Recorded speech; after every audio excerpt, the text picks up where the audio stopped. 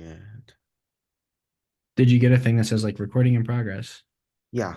Okay, okay, cool. It didn't tell me, so I wasn't sure if it actually worked or not. But okay, we're now recording. It's March 1st. Um, Dr. Pinkle's not here because he's in Guam, or I guess he's probably on his way to Guam. Um, but I guess, do you have any time constraints? Like, do you need to go first or anything? Or No. okay, I Uh, will. I'll go ahead then. I have a pretty quick one this week, anyways, so I don't think we'll be here for too long. Um, Let me know if you see something that says like someone is in the waiting room also, because oh, just like that. Perfect.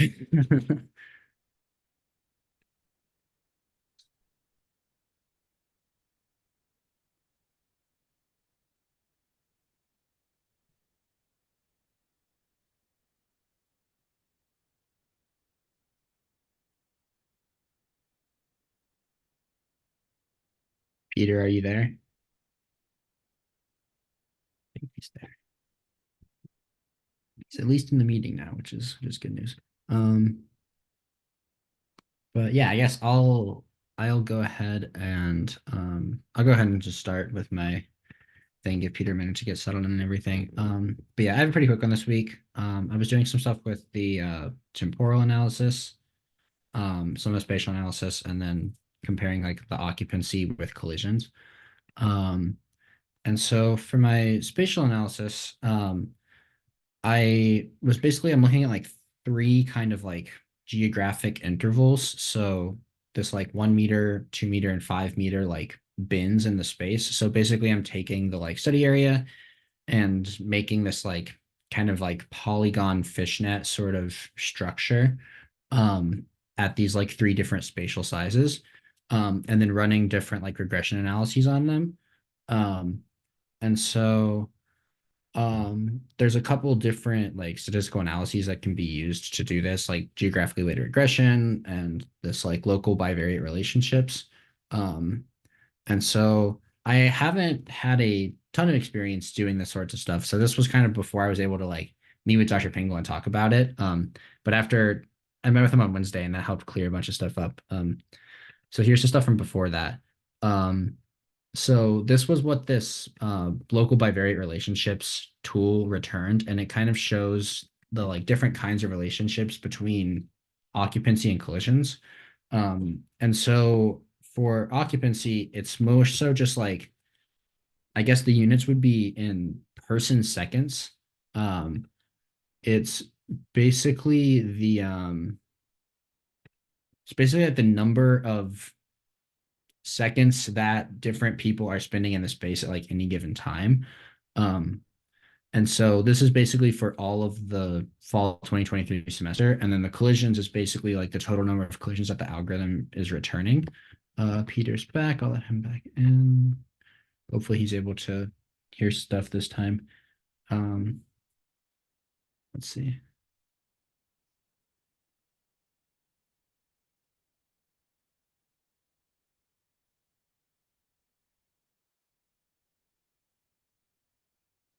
Hey Peter, can you hear anything this time? Maybe. He might still be working on it. I guess I'll keep going now. And so basically there's these like four types of relation, or I guess five types of relationships that it kind of works on defining.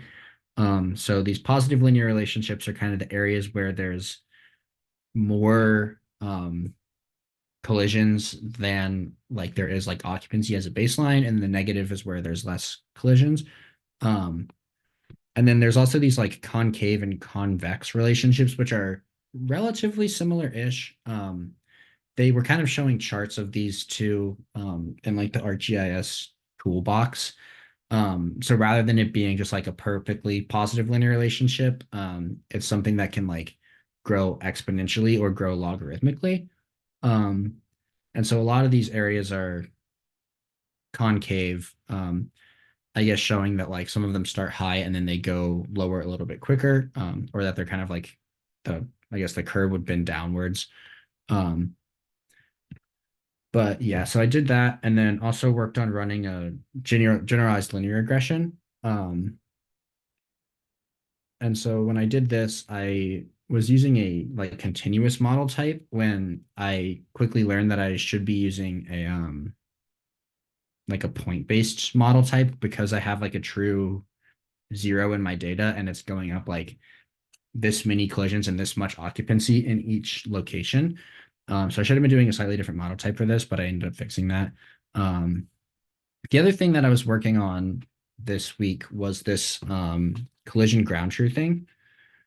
And so for that, basically I was able to ground truth the first hour of data. Um, and so during that time, the algorithm detected a total of 25 collisions. Unfortunately, the video, when I was basically like taking this video and writing it out, it got cut off at 2,500 frames instead of going all the way to 3,600. I don't know why that happened. And so when I thought there were going to be 25 collisions during the time frame, there were actually only 11. Um, but from these 11, there were 8 of them that I was able to identify as like true positives. I think this was a collision. The algorithm should be detecting it. There was one that I was kind of unsure about, to where like situationally it was hard to tell if it was a collision or not. Um, and so with these unsure cases, I kind of have that in its own one. And then 2 of them I kind of felt like were these like false positives where someone had been talking for a longer period of time, um, and they ended up getting like recounted, which I guess will happen occasionally. It's going to be something that's like hard to remove from the data. Um, and then there were 2 that were I was kind of unsure about in terms of like maybe being a false negative. And then there was one that was a pretty clear false negative where these 2 people passed each other, and then they turned around and had this like pause and interaction. And I'm not sure how the algorithm managed to miss this one. I don't know if it was maybe due to like their angles because I have this like angular filter, and so if they turned around, angular filter might not catch that. Um, and the other possible option is that they weren't close enough to one another, and that there was some sort of like distance issue where in the algorithm they have to be within 1.5 meters of one another to like say that they've had this interaction. And it might have been that in this specific case they weren't close enough. Um, but overall, from 11 true collisions, or that the algorithm detected 11, having 8 true positives is not bad. That's like 75 plus percent, um, which is really not bad, around 80%. And then this one where I was unsure, and then there were 2 that I felt like, maybe it missed a little bit. Um, but I'm pretty happy with that for the first kind of run, and I'll have to keep doing more of those. Um, so here's the spatial analysis part that actually makes more sense. And so I met with Dr. Pinkel on Wednesday, and we got to work through like a fair bit of the like spatial analysis for this stuff. Um, so yeah, for the fall 2023 semester, all of the collisions, which are on the left, and then the occupancies on the right, basically I summarize those into these like 1 by 1 meter gridded bins in the space. Um, and so yeah, basically, let me see. Yeah, so over here we have the collisions. There's 14,000 data points that went into like this gridded kind of visualization. And then over here in the occupancy, I think there's 24 million data points or something like that. So there's a lot more over here. We can see that in the occupancy, a lot of the area is it's concentrated along the hallways, and then a couple of these areas here where there's like tables and stuff for people to sit and work at, where collisions are pretty concentrated at the elevator and the base of the stairs. Um, and so we were able to run this generalized linear regression again, to like test the relationship between occupancy and collisions. And using the GLR helps show these like spatial outliers. And so these areas in purple are basically where there's less collisions than expected given the like amount of occupancy. And then the places in the green are where there's more collisions than expected given the amount of occupancy. So the elevator outside the elevator was a really big one. The bottom of the stairs were a big one. And then a lot of the area in this kind of just like main community assembly space, there were a lot more collisions than there were like people in the space generally throughout the semester. And then where there were less collisions and people were the hallways, pretty much just the hallways, and then a couple spots where there's like chairs where people will sit down here for a long time, but you don't have a lot of interaction there. Um, but yep. Um, so then we ran the same thing with a geographically weighted regression because that's supposed to be like taking the like spatial relationships within the data into account rather than just pretending like there's nothing spatial going on. Um, and so this shows a lot more like kind of salt and pepper of a relationship where there's like certain areas that are a lot locally higher than others. The base of the stairs still shows up as this like local high point, and so does outside the elevator. But then, of course, the areas that are just outside the elevator where no one is stopping, people are walking to get to the elevator, but no one's going to stop here, um, are shown as these like really strong negative points. But yeah, that's what I have for this week. So spring break is next week for Virginia Tech. So you know what that means, lots of thesis writing. Um, and then I just want to work some more on my like spatial analysis and some of my hypotheses and stuff like that. Um, but yeah, that's what I have. Um, I'll let you guys decide who wants to go next. But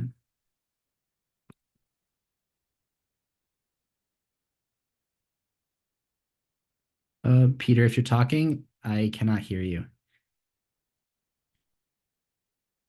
It doesn't say you're muted, but it's not picking up on the microphone at all.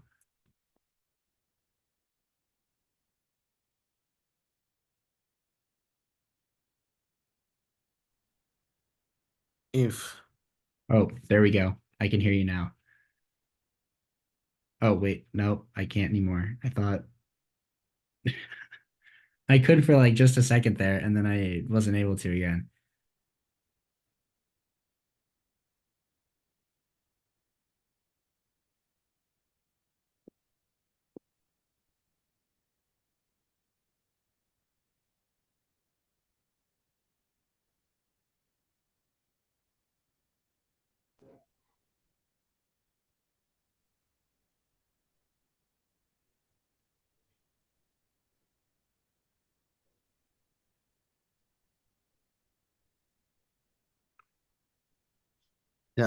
I think I will go ahead. Maybe I will do first. Sounds good. Give Peter time to see if he can fix the microphone stuff. Are you able to share? Do I need to? Let's No, see. no, no. How do I do that? Hmm. Can you hear me now? Yes, I Yeah. can. Okay, cool. Try again now, John Shaw. Yeah. Okay.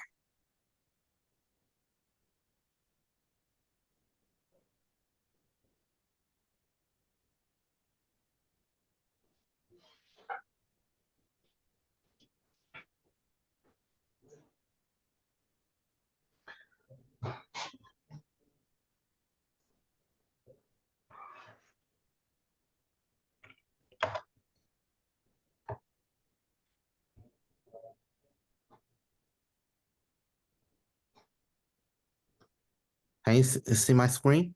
Yeah, I can.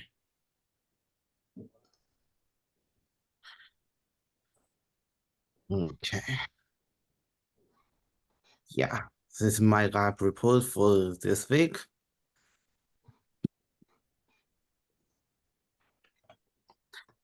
So first, I summarized some like pros and cons with the for the grammetry, with which utilizes the GoPro and the Paul together to gather some data. First, it's hard to stick with it for a long time, especially when you walk up and down and it's shaking really heavily.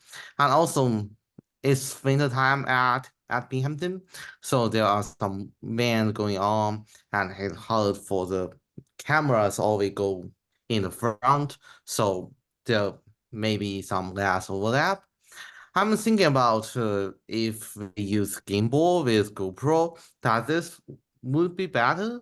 For the pros, it is easy to carry and is lift is less weight than the pole, but there may be some coverage issue with the gimbal since it's not long enough.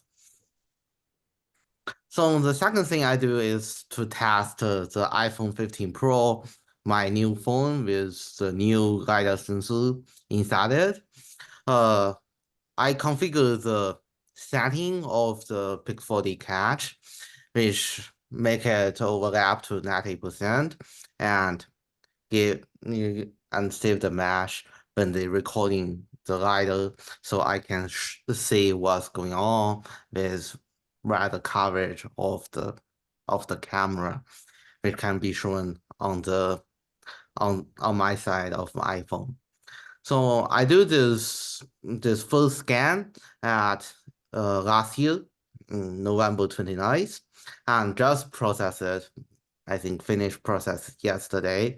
It captured 59 images, which is pretty good for this short range of data, short range of areas. But the accuracy is still as same as with the iPhone 12 Pro, so it seems like the Apple didn't improve their GPS with better horizon and vertical accuracy.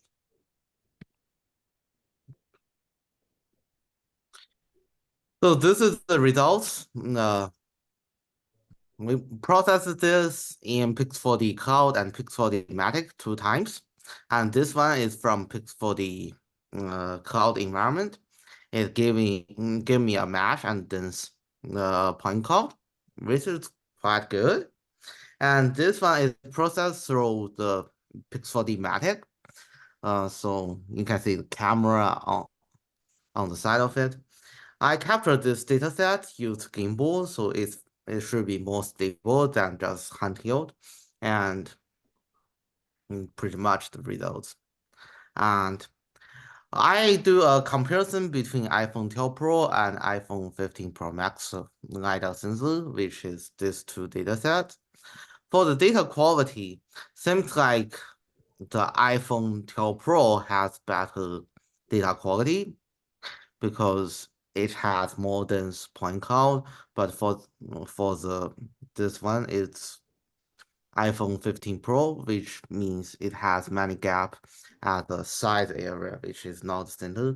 Seems like it only capture high data quality at the center of when you walk ahead. And I also do a comparison between GoPro 9 photogrammetry and iPhone 15 Pro and LiDAR sensor photogrammetry.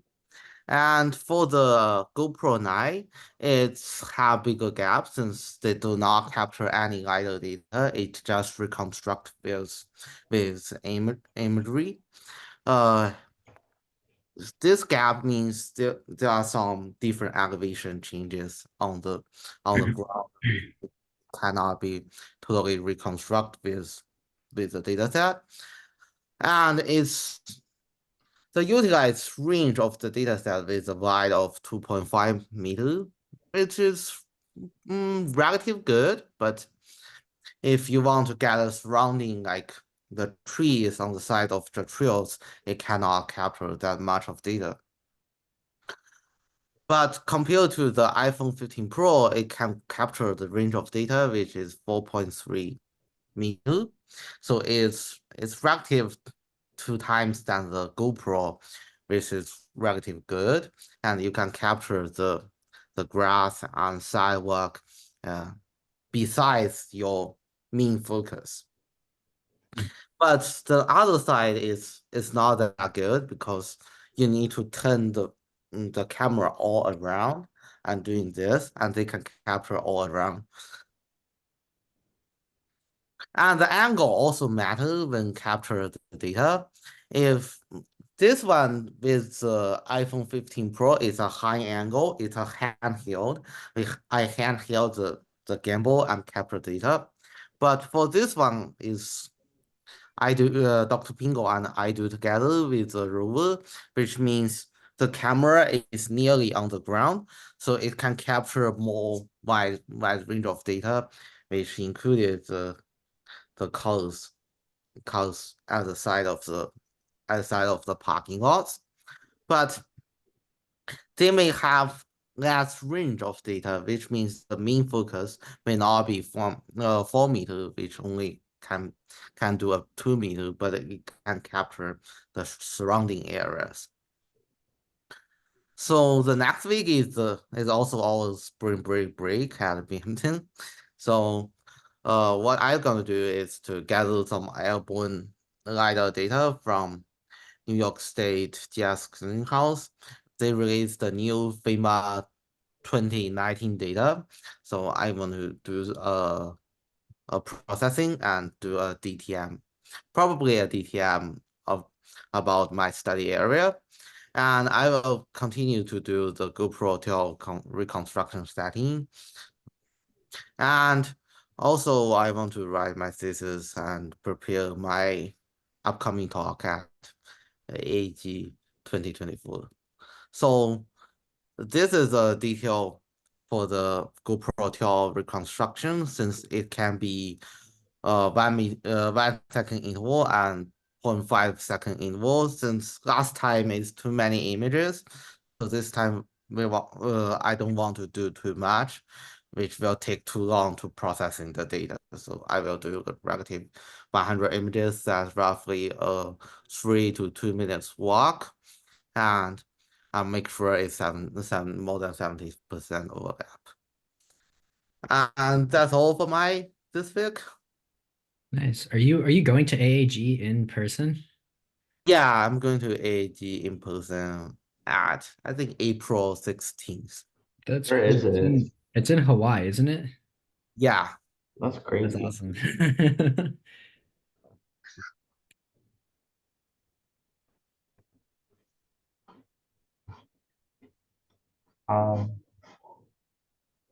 So should I just share now? Or, Yeah, that works with me. cool. I think you should be able to. I'll just give it a go. Hopefully it works.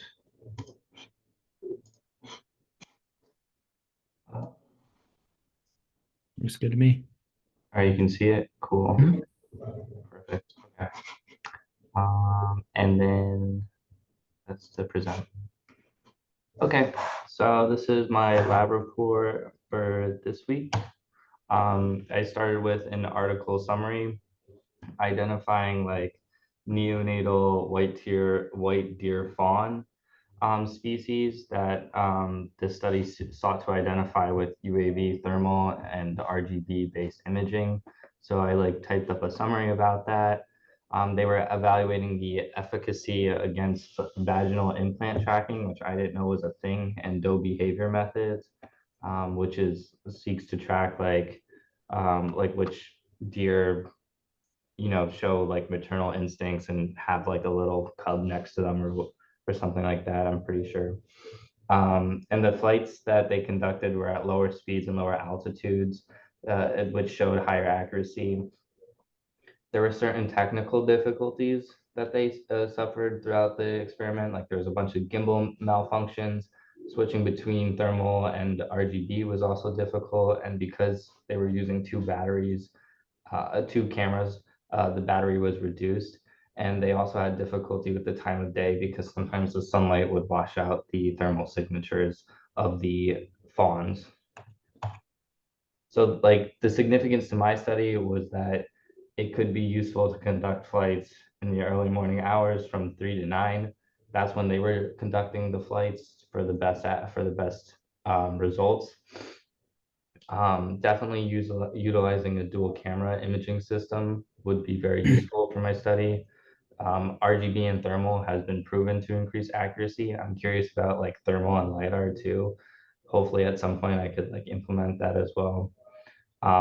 Again, sunlight can wash out like thermal heat signatures, which is very important for recognizing what time of day is best to fly the drones over the nature preserve. And also temporal resolution is easy to implement and it could become very useful in assessing accuracy as well. And I was also determining some like ground truthing techniques One thing they talked about in the article was vehicle mounted thermal imaging, which might be interesting to try to implement if I choose to ground truth any data. Also, Dr. Pingle and I on last Friday, we flew the Mavic in the lab, which was really fun. That was like kind of one of the first like real drone experiences, real drone flying experiences I've had, like especially after part 107. Oops, that's a typo. That's not 207. Um, but yeah, we flew in the lab. I almost crashed into the ceiling, but nothing happened. So yeah, and then we took a selfie with it, so that was cool. And then throughout the week, I continued like doing some Pix4D training. So I was messing around with the Bishop House data set. I want to improve the accuracy of the model here because there's two like areas that show caution, and I want to see if I can like I want to see if there's any way to improve that. I know last week Dr. Pingle was showing me how to like change the camera lens settings or like the camera settings so it like could potentially make the image more accurate. So I want to go back to it and see if I can try to implement that. I constructed all three steps back to back too, so I didn't do them like one at a time. I just let it do its thing. And then I also used Cloud Compare for like kind of the first time, just messing around with the point cloud there. And yeah, yeah, I also tried to run some statistics in in Windows terminal window. Uh, yeah, trying, yeah, and I hit a few roadblocks with that because one of the commands just wasn't working. So hopefully I could try to figure that out later too. Anyways, this is like a point cloud comparison. I thought it was interesting how the top view is much more accurate than the side view, which makes sense. But yeah, I just noticed that when I was looking through the point cloud and just seeing how much more accurate or how much more it looks like a house from the top than it does from the side. Yeah, the Anyways, top is really good. yeah. Anyways, my goals for the weeks is to like continue trying to confirm my master's committee. Probably going to email Dylan Horvath and hopefully Jay Newberry during spring break at some point, and just continue Pix4D, learning the best I can with that. Also doing drone simulator for my one class, which hopefully will be useful for flying drones in real life too. And then, yeah, just preparing for the mid-March nature reserve flight and collecting as much data as possible and then just seeing what I can do with that. So yeah. Nice. I suppose that is all we have for this week. I guess I will go ahead and figure out how to stop the recording.